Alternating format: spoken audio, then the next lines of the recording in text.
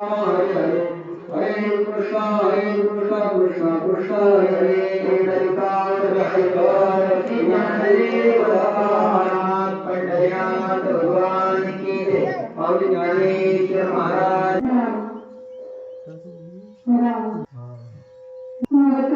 महाकाय सूर्यकोटि समप्रभ निर्विघ्नं कुरु मे देव सर्वकार्येषु सर्वदा ब्रह्मानन्दं परमसुखदं केवलं ज्ञानमूर्तिं द्वन्द्वातीतं गगनसदृशं तत्त्वमस्यादिलक्ष्यम् एकं नित्यं विमलमचलं सर्वधी साक्षिभूतं भावातीतं त्रिगुणरहितं सद्गुरुं तन्नमामि। निजानन्दरूपी जरिगे समाधी जनांशी वारी पर्यादिव्याधी शिवब्रह्मविष्णु स्वरूपात्मकाला नमस्कार माझा सद्गुरुवार कृष्ण प्रभूला नारायण विधी आदिनाथ बाळ कृष्ण जय सद्गुरुनाथ श्रोता वक्ता श्री पांडुरंग हरी वासुदेव हरी अजं रुक्मी प्राण संजीवनंतं परमधाम कैवल्यमेतं तुरीयं प्रसन्नं प्रपन्नार्तिहरेव देवं परब्रह्मलिङ्गं भजे पाण्डुरङ्गं लोकाभिरामं रणरङ्गधीरं राजीवनेत्रं रघुवंशनाथं कारुण्यरूपं करुणाकरन्तं श्रीरामचन्द्रं शरणं प्रपद्ये देवं सदा परिभवग्नभीष्टदोहं तीर्थास्पदं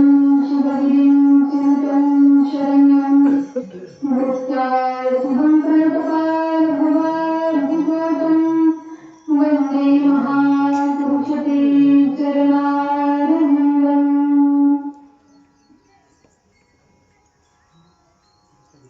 श्रीगणेशरण गेल्या अनेक तिथींपासून आपण आरंभ केलेला संत चरित्र मालिका किंवा भक्त चरित्र मालिका की ज्याच्यामध्ये आपण प्रत्येक एकादशीला अनेक साधूंचं अनेक भक्तांचं अनेक संतांचं चरित्र श्रवण करत आहोत। या मृत्यू लोकांमध्ये जसे भगवंतांचे भक्त होऊन गेले त्याच पद्धतीनं मृत्यू लोकांमध्ये एक भक्त असे सुद्धा होऊन गेलेले आहेत की ज्यांनी आपल्या जीवनामध्ये भगवत सेवेपेक्षा संत सेवेला अधिक महत्त्व दिलेले आहे। पहा लक्षात घ्या, या मृत्यू लोकांमध्ये दोन प्रकारचे भक्त असतात, दोन प्रकारचे दास असतात। एक भक्त जे भगवत भक्त आहेत की ज्यांनी जीवनभर भगवंतांची नामसाधना केली, भगवंतांची सेवा केली आणि जीवनभर भगवंतांची भक्ती केली, असे एक भक्त आणि एक असे भक्त आहेत जे संतांचे भक्त आहेत, जे साधूचे दास आहेत, ज्यांच्या जीवनामध्ये भगवत सेवेपेक्षा अधिक महत्त्व हे संत सेवेला आहे, गुरु सेवेला आहे। म्हणून ज्याप्रमाणे भगवत भक्त या मृत्यू लोकांमध्ये वंदनीय असतात त्याच पद्धतीने किंवा त्यापेक्षा अधिक पटीनं जे संतांचे दास आहेत, जे साधूचे भक्त आहेत, जे गुरुभक्त आहेत त्यांचं स्थान हे अधिक उंच वर्णन केलेलं आहे। कारण भगवंत सुद्धा एका ठिकाणावरती असं वर्णन करतात की मला जो भक्त माझी सेवा करतो तो तर मला प्रिय आहे, पण त्याच्यापेक्षाही अधिक पटीनं जो भक्त माझ्या साधूची माझ्या दासाची अर्थात गुरुची सेवा करतो असा भक्त मला अधिक पटीनं प्रिय आहे। आणि असेच एक भक्त काशी क्षेत्रामध्ये होऊन गेले ज्यांचं नाव होतं कमाल। हे कमाल कोण आहेत तर कबीरदासजी महाराजांचे पुत्र आहेत। आणि वर्णन असं करण्यात येतं की कमालाने जीवनभर आपल्या वडिलांची भक्ती पाहिली, आपल्या वडिलांची सेवा पाहिली की कशा पद्धतीनं माझे वडील हे भगवंतांची भक्ती करतात, विश्वनाथाची भक्ती करतात, पण त्याच पद्धतीनं त्याच्या माझे पती माझे वडील साधूची सेवा करतात आणि त्यांची दिनचर्या पाहता पाहता त्यांचा दिनक्रम पाहता पाहता कमालाची सुद्धा संतांवरती श्रद्धा निर्माण झाली आणि व्रत घेतलं की या काशी क्षेत्रामध्ये जेवढे साधू जेवढे संत येतील त्या साऱ्यांची सेवा मी करेन आणि प्रसंग सुद्धा असा कमालाच्या जीवनामधून घडून आलेला आहे. ज्ञानोबाराय, निवृत्तीनाथ, मुक्ताबाई आणि सोपानदेव यांचे समकालीन आहेत कबीरदासजी महाराज. तीर्थयात्रा करता करता ही चारही भावंड काशी क्षेत्रामध्ये येऊन पोहोचली. विश्वनाथाचं दर्शन घेतलं आणि भगवंतांच्या गर्भगृहामध्ये विराजमान झालेले होते. तेवढ्या वेळामध्ये कबीरदासजी महाराजांच्या कानावरती ही वार्ता येऊन पोहोचली की काशी क्षेत्रामध्ये ज्ञानोबारायांचं आगमन झालेलं आहे आणि ज्ञानोबारायांचं नाव ऐकल्याबरोबर स्मरण झालं आपल्या सद्गुरूंचं.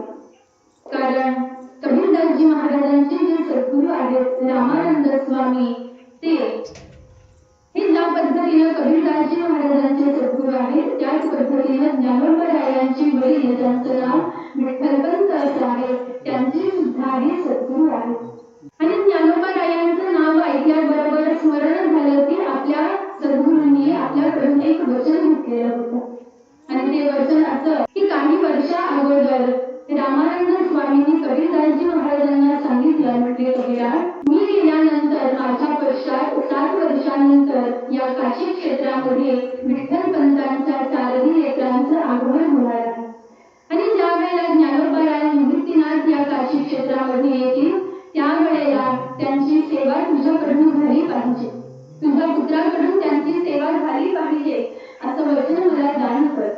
आणि कबीरदासजी महाराजांनी आपल्या सद्गुरूंना वचन दान केलं आणि त्या वचनाचं स्मरण आज झालेलं आहे. वार्ता कानावरती येऊन पोहोचली की ज्ञानोबाराय तीर्थयात्रा करत करत काशी क्षेत्रामध्ये आलेले आहेत आणि आता भेट घेण्याची इच्छा मनामध्ये उत्पन्न झाली आणि कबीरदासजी महाराज विश्वनाथाच्या मंदिरामध्ये येऊन पोहोचले.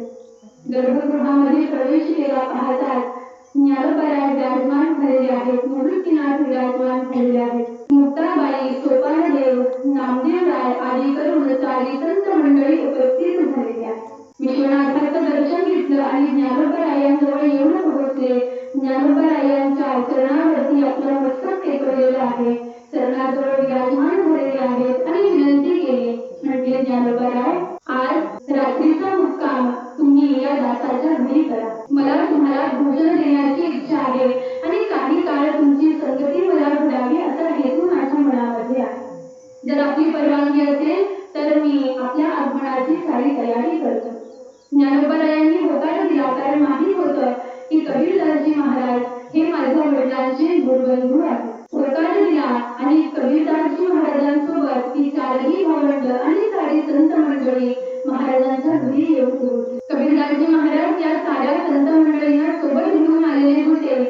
घरामध्ये आले, स्वयंपाकघरामध्ये प्रवेश केला आणि धर्मपत्नीला सांगितलं, म्हणजे संतांच्या भोजनाची तयारी करा. पण धर्मपत्नी सांगायला लागली, म्हणजे पहा घरामध्ये शिरान्न नाही, एका व्यक्तीचा स्वयंपाक होईल एवढं सुद्धा शिरान्न घरामध्ये राहिलेलं नाही. तुम्ही एक काम करा, तुम्ही शिरान्न घेऊन या आणि ज्या पद्धतीने शिरान्न प्राप्त होईल ते प्राप्त झाल्याबरोबर मी स्वयंपाक करेन. कबीरदासजी महाराजांना प्रश्न पडला, कारण रात्रीचा समय झालेला होता. गावामध्ये जर का पाहिलं तर येतानाच लक्षात आलं की गावामधली सारी दुकानं आता बंद झालेली आहेत. काय करावं हाच विचार करता करता घराबाहेर पडले. पण जात असताना ज्ञानोबारायांना सांगितलं, म्हणजे ज्ञानोबाराय, मी काही क्षणामध्ये येतो, तोपर्यंत आपण स्नान करून घ्या. आणि ज्ञानोबाराय स्नानाची तयारी करण्यासाठी निघून गेलेले आहेत आणि इकडे कबीरदासजी महाराज आणि सोबत आपला पुत्र ज्याचं नाव कमाल असं आहे त्याला दिसलेला आहे. काशीच्या गल्लीमधून चालत आहे. कमालाला प्रश्न करतात, म्हणजे बेटा काय करायचं? आज संतांचं आगमन आपल्या घरामध्ये झालेलं आहे आणि संतांना असं उपवासी आपल्या घरून पाठवून देणं हे योग्य नाही. आपण संतांचे दास आहोत, साधूंचे दास आहोत. एक वेळ आपण उपवासी राहिलो तरी चालेल, पण घरामध्ये आलेले साधू उपवासी जाता कामा नये. हे ऐकल्याबरोबर कमालाला सुद्धा अतिशय दुःख झालेलं आहे आणि विचार करतात की आता काय करता येईल. एवढ्या वेळामध्ये कमालाला एक युक्ती सुचली आणि कमाल म्हणायला लागला, म्हटले बाबा, तुमची जर का परवानगी असेल तर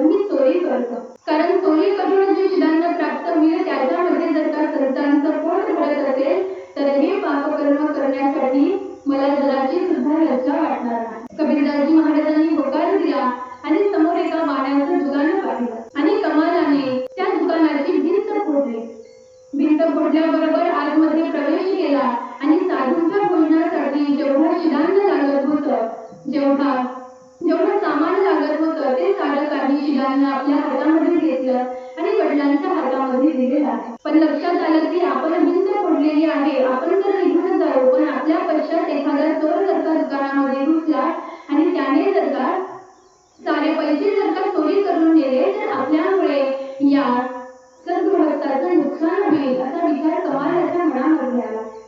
आणि म्हणून कमालाने हातामध्ये असलेल्या शिलांवर वडिलांचा आणि कमाल घरामध्ये जाऊन पोहोचला आणि जो वाणी त्या ठिकाणावरती झोपलेला होता त्याला उठवलं आणि घडलेली सारी घटना सांगितली आणि म्हटले, तुम्हाला जर का मला शिक्षा करायची असेल तर नक्की शिक्षा करा, पण आज मला शिक्षा करू नका, कारण आज माझ्या घरी संत आलेले आहेत. उद्या प्रभात समयाला मी स्वतःहून तुमच्या घरी येईन